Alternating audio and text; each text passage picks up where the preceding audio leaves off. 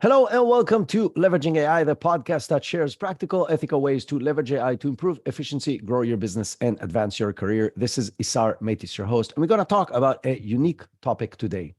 The reality is almost everything we do at work, whether it's marketing, finance, sales, strategy, all of these things require to do research.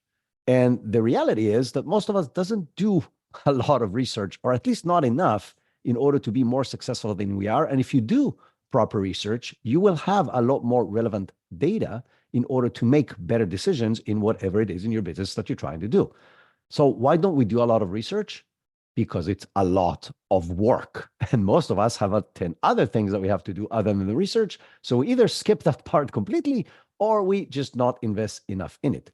But the reality is that with AI capabilities today, you can do multiple aspects of the research, from data collection, whether it is primary research or secondary research, and then the data analysis side, whether it's qualitative or quantitative data analysis. All these things that used to take a lot of time, you can do significantly faster and then benefit from it in whatever it is you're doing at work. And so this is a very important aspect of almost any job in business that most of us do not have the skill to do.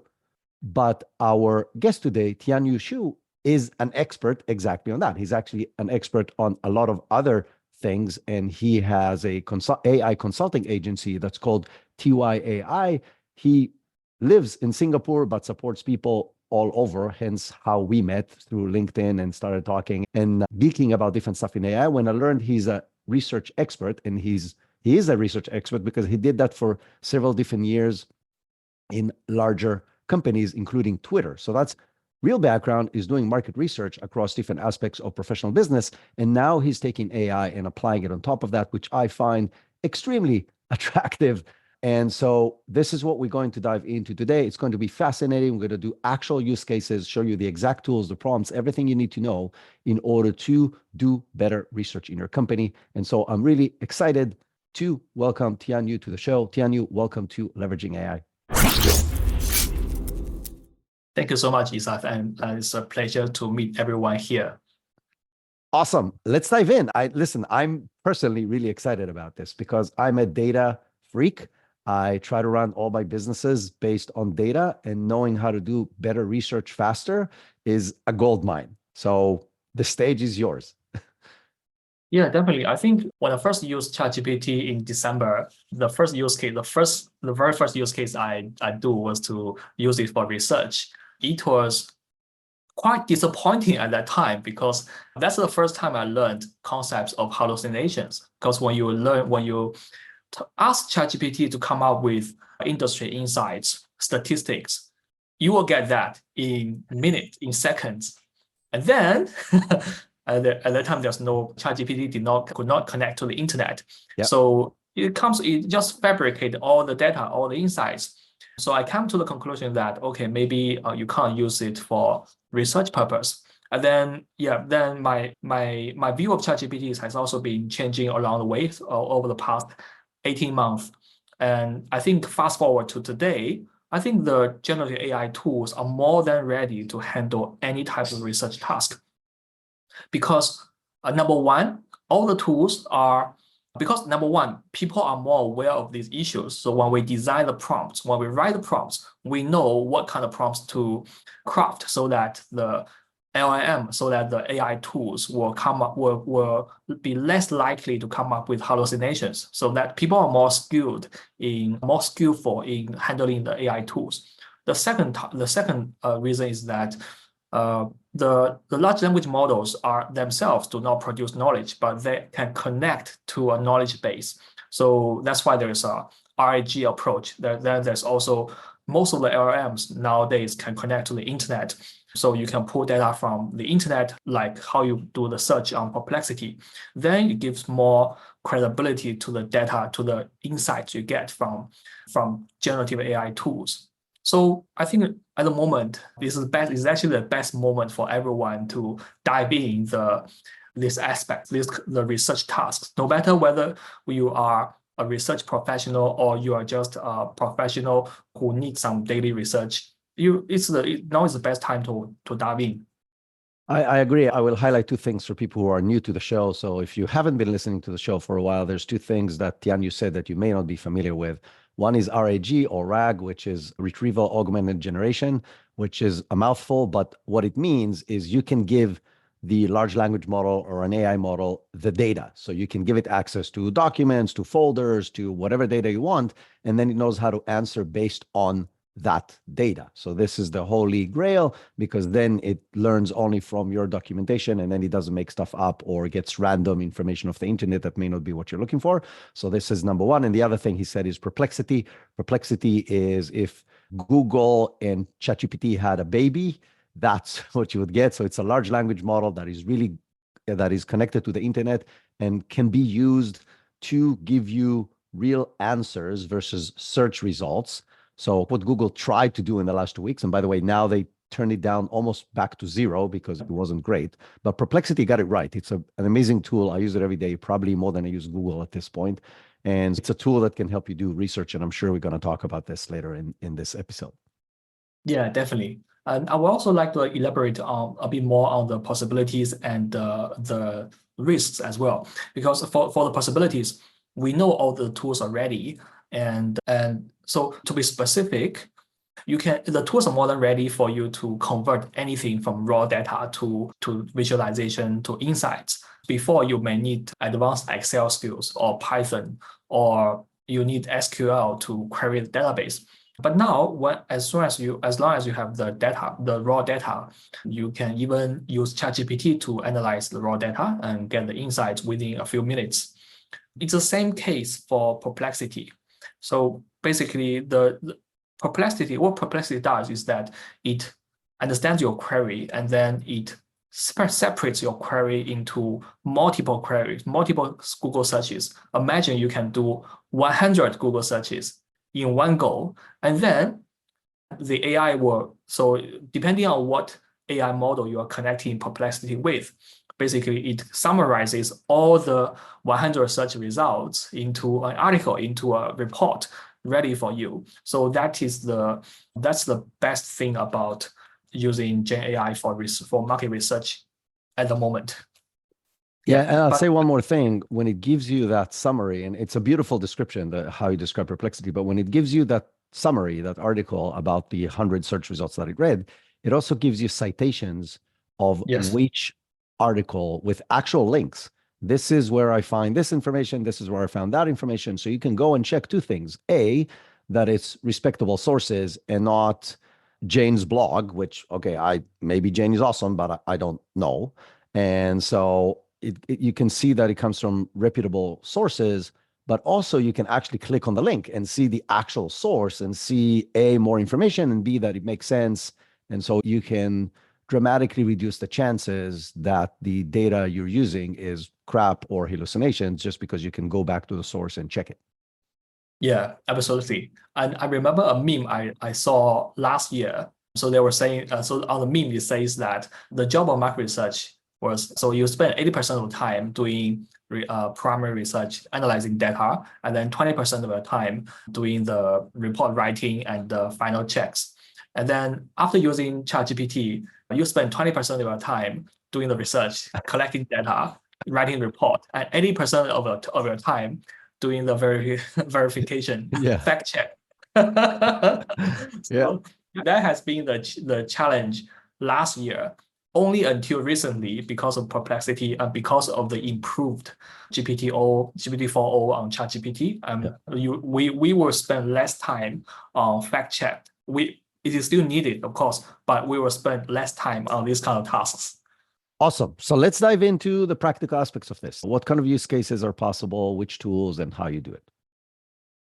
I can give you one example. Let's say if we want to analyze some raw data from scratch, and our goal. So there are a lot of use cases, but maybe I will just focus on one use case, which is writing a report and then analyzing the property market in Singapore. So I already have the raw data downloaded, because in Singapore, a lot of the data, a lot of the public data are readily available, and they are the quality is one of the best because you can just download the data from the website and then plug into ChatGPT and then visualize everything and analyze the data immediately. You don't need to clean the data because it's already well structured and cleaned. So maybe so today I would like to show you how do we convert the hundreds of thousands of real estate transactions into charts and then into insights and then into a report in a few minutes on ChatGPT. Fantastic. And as Tianyu is pulling the data on the screen, for those of you listening, we're going to describe everything that we're looking on the screen. If you want to also see the data, you can also go to the Multiply YouTube channel. So that's Multiply instead of Y with an AI in the end. And so if you do that, you will be able to also see this, but you can stay with us if you're driving or walking your dog or doing the dishes and you can't watch YouTube right now, then stay with us. We're going to describe everything that's on the screen. I will also generalize one thing, which is this is the example that Tianyu has is obviously his data that is public that he can share, but you have such data from multiple sources in your business. This could be your financial reports. This could be your sales data. This could be your customer service data. Like we all have tons of this data that we usually try to do in Excel on our own, but sometimes it's very hard because it's a huge amount of data. One thing that I will say before we get started, and if it's something you want to say, I apologize if I'm stealing this from you, but the data as humans, we usually try the data to be easy for us to read, meaning we add gaps in the data, like between every month to the other month, we do a space of one column. Between every year and another year, we do 2 column spaces. Between rows of departments, we do 2 spaces of rows, and it completely confuses the AI when it's trying to analyze the data, and it's trying to fix it, and sometimes it will ruin the data as it's trying to fix it. So before you upload the file to ChatGPT in this case, but it's the same exact thing if you do it with Gemini, remove all the human stuff, like no spaces, no gaps, no fancy stuff, just the raw data with the right headers and the right columns in place. That's going to make it a lot easier. And the other thing that I've learned, and actually that's more of a question to you, but I can tell you what I found, is when I load CSV files versus XLS files, I get better results. So this is coming from me. I'm not 100% sure. I'm sure you've done this more than I did, but I'm wondering if you got the same stuff.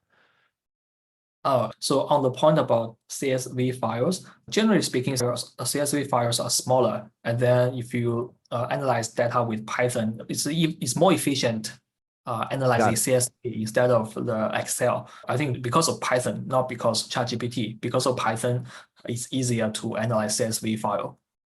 And again, those of you who don't know what Python is a programming language that existing for a very long time that was used mostly, not only, but mostly for data analysis by data scientists.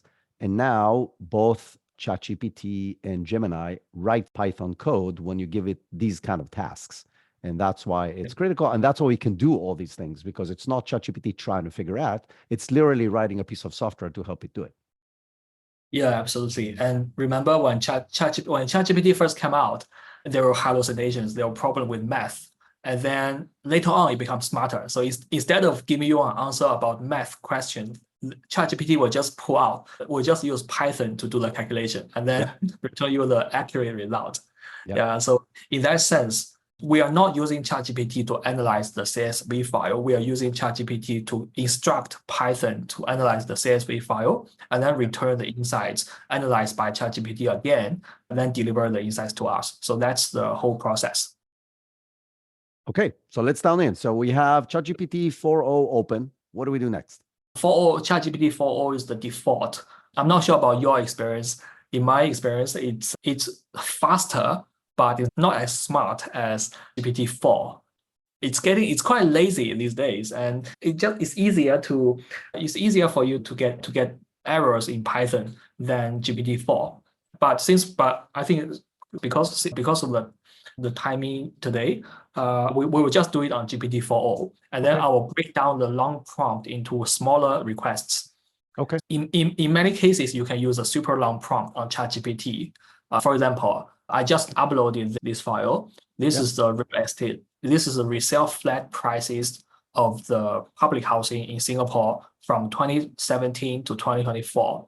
Oh, wow. And every single transaction is there. So there are about 200,000 transactions. Okay. A very detailed It's transaction. a big file. This is public data. Yeah, this is public data. It's impossible to manipulate on Excel, but we have it here. Normally, what I would do is to write a long prompt and ask ChatGPT to clean the data and identify the structure, describe the data, and then create the charts based on what I want, and then summarize, create an executive summary. So that is one prompt.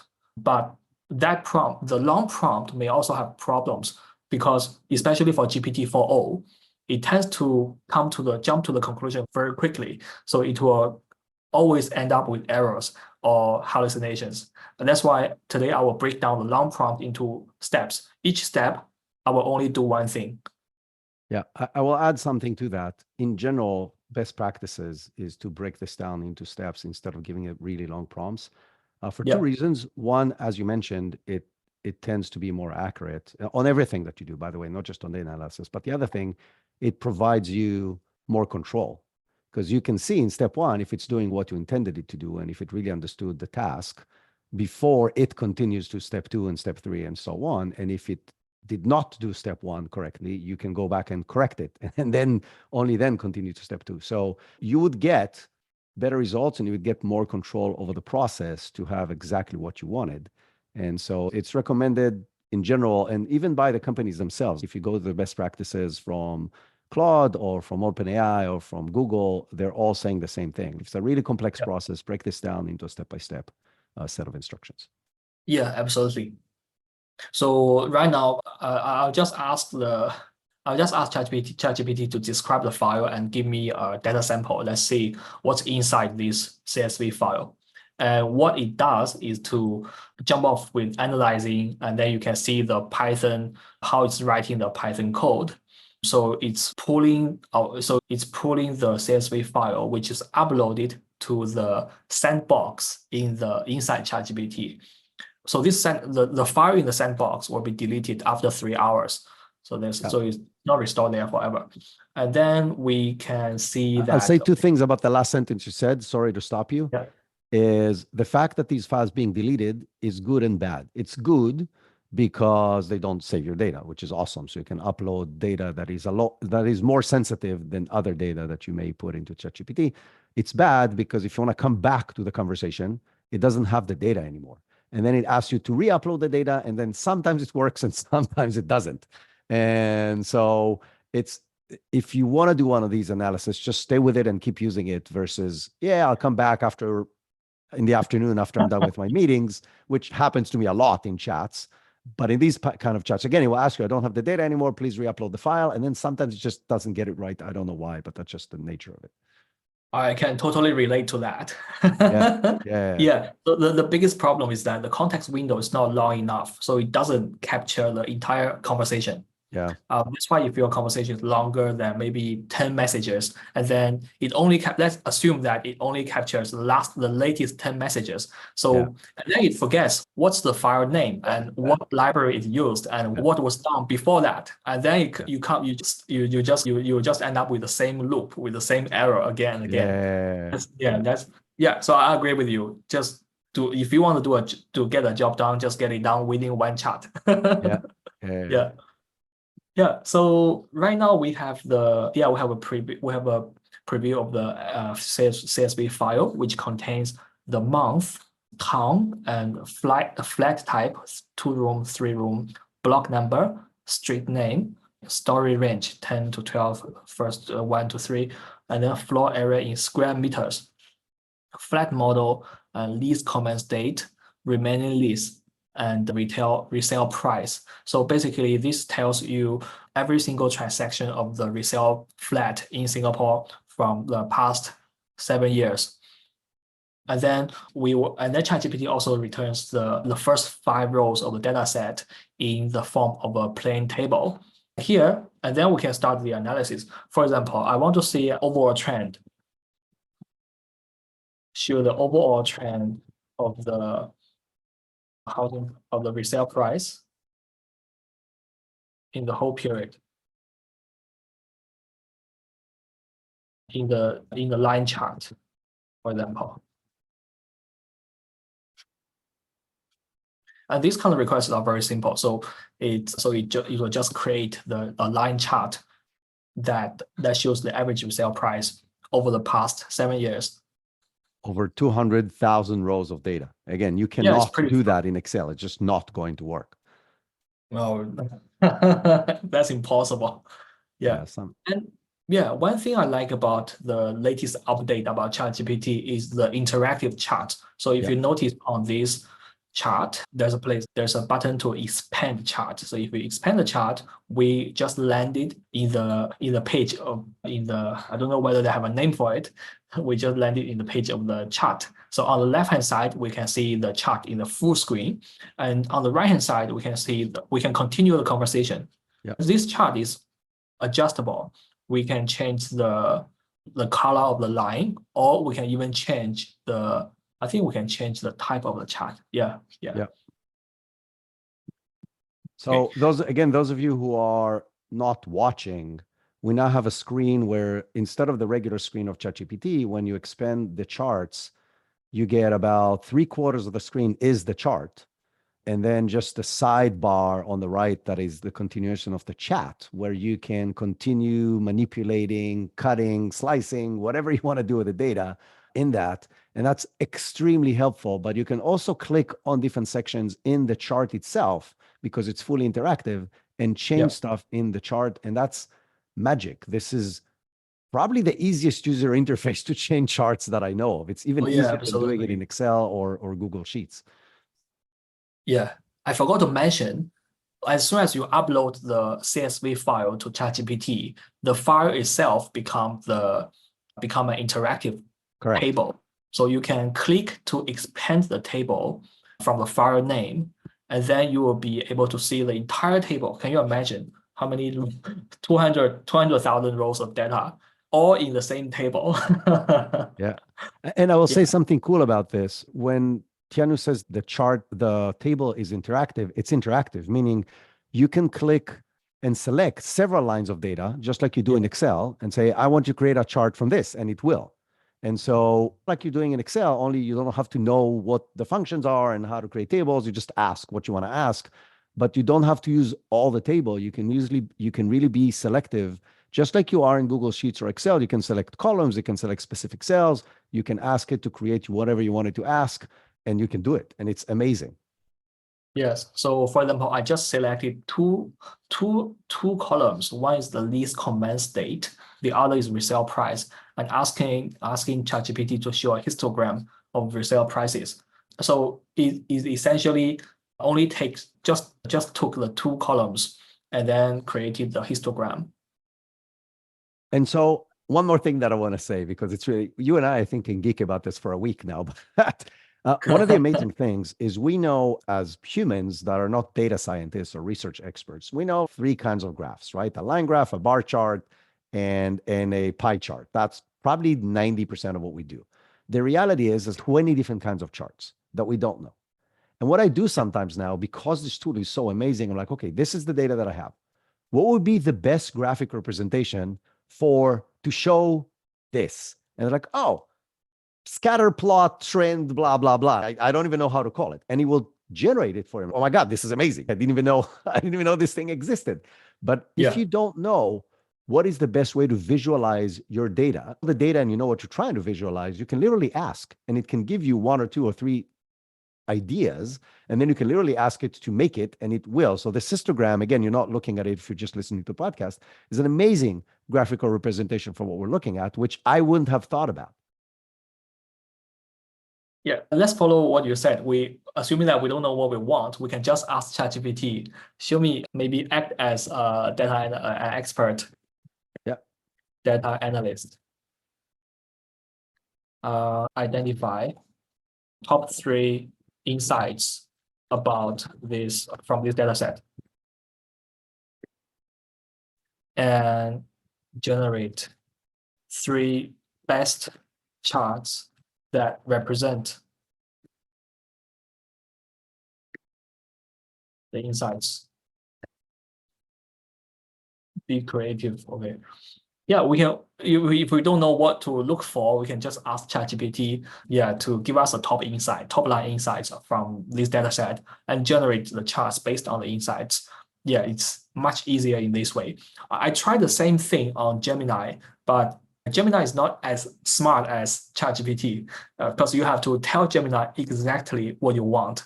Otherwise, you'll get nothing. All right, so we have something very interesting here. So first we have the average resale price by flat type. You can see that obviously the number of rooms correlates with the resale price. And then we have the resale price trends in different towns. In the line chart, you can see some of the towns are definitely going through more higher growth than the others. I want to pause it just for 1 second on this particular chart. So again, you need to remember, this is a machine. So in this particular case of comparing different towns, there's 50 of them on the chart. So think about 50 lines on the same chart. You can barely see anything. But the cool thing, now you can pick that charts and tell it, show it to me for just the 3 cities with the fastest growth. And then it will basically pick out of the whole list the 3 cities with the fastest growth, and it will do a completely different chart by just asking for what you want. So you don't need to be a data scientist. You don't need to go through now, how do you even decide which one has the fastest growth, right? Because you have to go through each and every one of them and look year by year and so on. You just ask the question and it will do it. And Tianyu, as I was saying it, did it, and we're going to get the updated chart. Yes.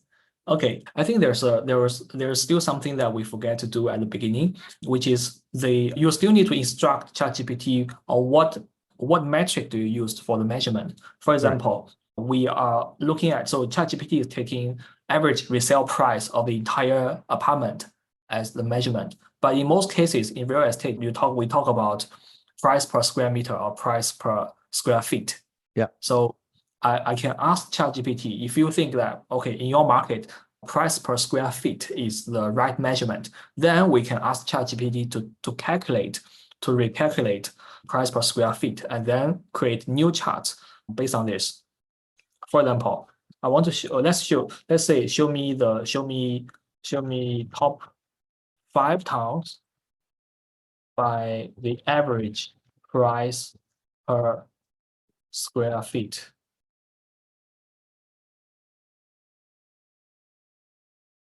In the line chart.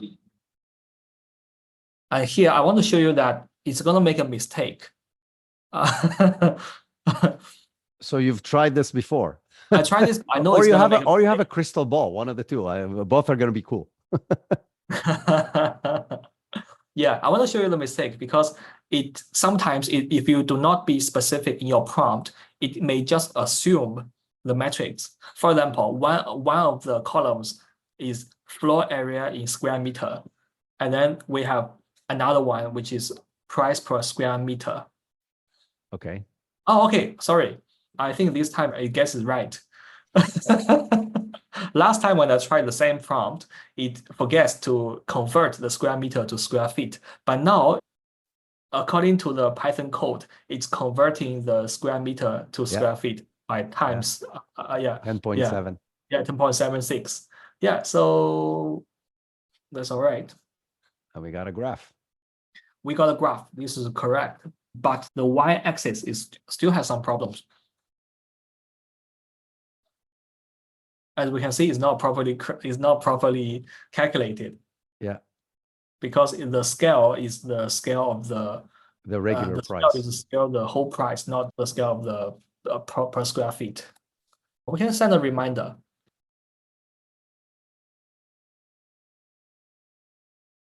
Per square feet price equals average price, divided by total area in square feet. So just to explain what we're doing right now, sometimes it will get it wrong. And that goes back to, it's not an hallucination, it's just a misunderstanding of how to calculate the data. And you can just go back and explain to it. And explaining can be in just telling it, Tianyu just did, okay, this is how you calculate the price per square feet. But sometimes you can upload an example. Like here's here's an example of how to do this right. And then, oh, now I get it. And it will do the calculation. It's still probably faster than doing it yourself in Excel, especially if you have so many rows, it's just impossible to do.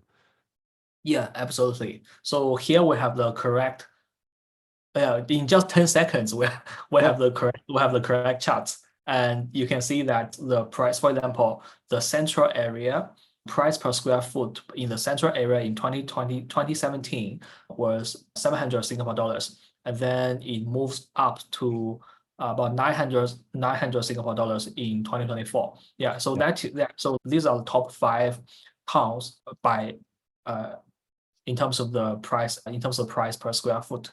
Yeah. So I want to pause it just for 1 second to do a quick summary for those of you who may have lost us the details that we're talking about, because I think this is maybe one of the most magical capabilities that we got since ChatGPT came out back in November of 22.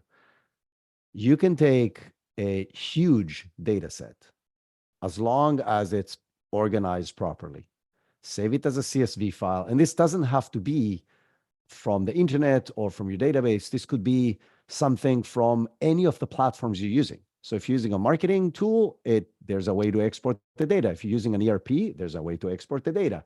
If you're using a Salesforce like CRM or one of those, there's a way to export the data. So you can take any data source that you have, export as CSV, and 99% of them has the ability to export the data as CSV. Upload the file, literally drag it into the prompt line in ChatGPT and start asking questions about the data. And the cool thing is that new user interface allows you to dive in and look at the table or look at the charts that it's creating, and then manipulate them either by clicking on the right things in the graphs, in the charts, or in the tables, or literally by asking. Now, you can have a conversation with it about what's going to be the best way to display it. What are the best insights? Let's say you don't know. What are the most interesting insights you can find in this about X? And it can be not even about X, just very generic, but let's say you want to find something specific in your data, you can ask about it. So let's take the ERP as an example. What are the pieces of hardware that we're always behind on ordering, and then it delays our work? And it will find it for you. And okay, out of this, which vendors we have the biggest problem as far as delayed shipping? And it will find it for you. And this could be, again, years of data and hundreds of thousands of rows of data. It's literally impossible to do in any other way.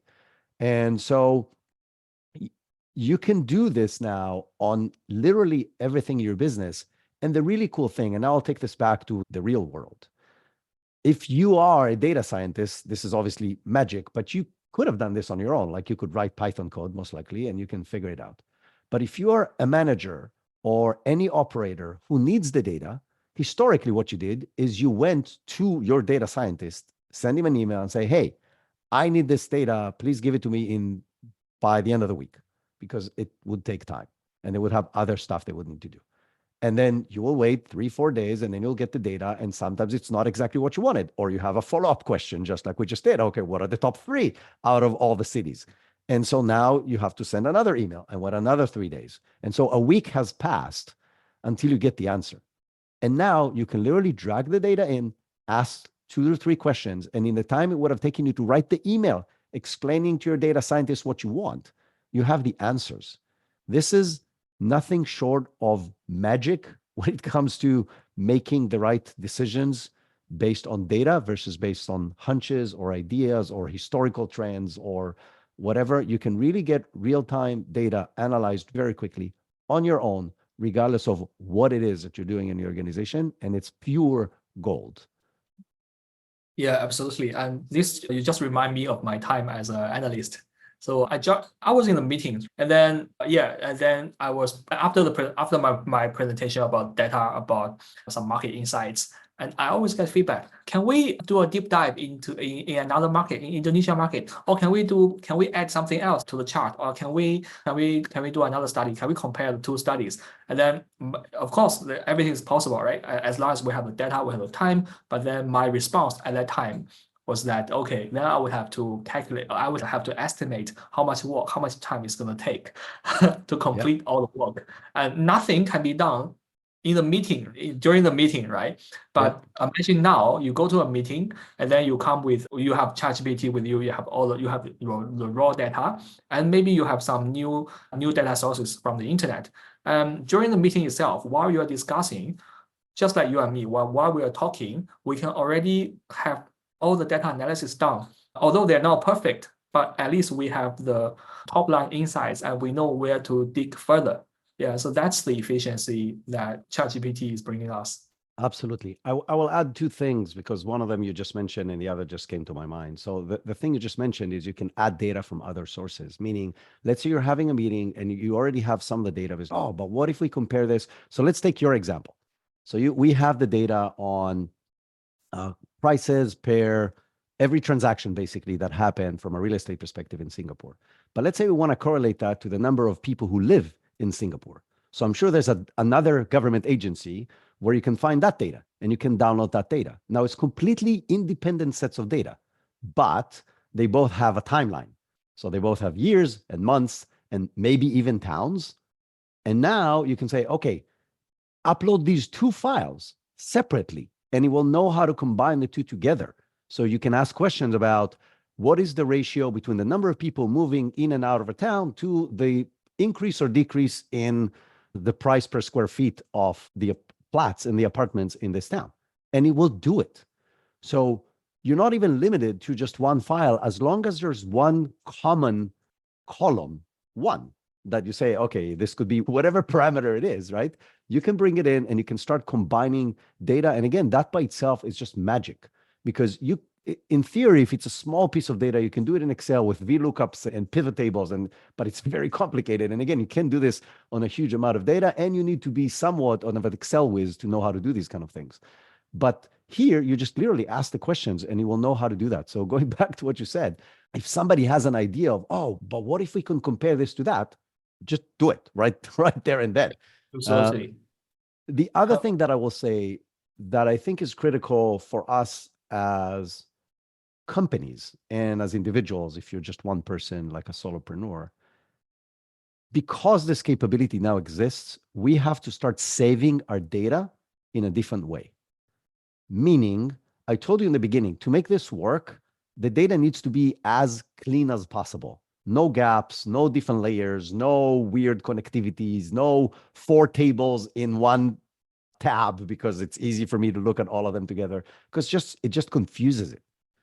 So to be able to do this analysis in the most effective way, you want to save the data as flat and clean and simple as possible, which is not the way we're used to it. We're used to creating these weird combination of things because it's easy for us to look at. Now you can do both, right? So what I suggested, I literally had a session about this a week and a half ago with a company in California. I was there at their offices showing them how to do this with this huge amount of data that they have.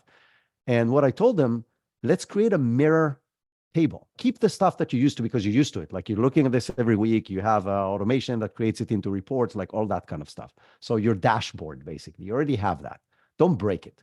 But create another tab that is basically mirroring what's on the first tab, but without spaces, without gaps, without all the bold things, without having 4 tables in the same chart, have just the data. And it's just this cell equals this cell equals this. Like it's not a new table. It's just mirroring the original table, just without all the fancy stuff you've added, and use that table, the simple one, as the source of data for ChatGPT. And then you can enjoy both worlds. You can enjoy the old school way you used to doing things, but you can also upload the data and ask questions that you don't have answers to right now. And that combination, because all the stuff you already have, like I have a Excel that knows how to calculate this and that I need every day. Okay, awesome. Don't break it. There's no reason to do that in here because you already have the solution. But all the stuff you don't have the answer for, which could be additional questions on the same data or combining it with new data or a new set of data that you didn't have before, use that in ChatGPT. Anything else you want to add? I think this was absolutely amazing. So for ChatGPT, I just want to mention the limit because on ChatGPT, you can upload up to 10 files of different types. And then the total size should be within 512 megabytes. Yeah.